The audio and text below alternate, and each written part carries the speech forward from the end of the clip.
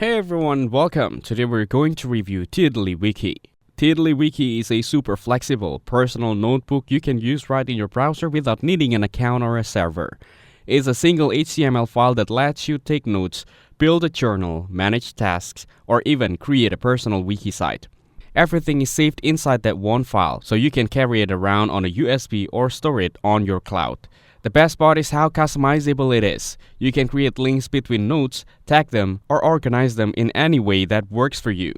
It has a clean editing interface and uses tiddlers, which are like mini notes or pages you can easily search and connect. You can insert images, add tables, write code snippets, and even use Markdown or rich formatting. It supports plugins, so you can add calendars, checklists, encryption, themes, or advanced tools.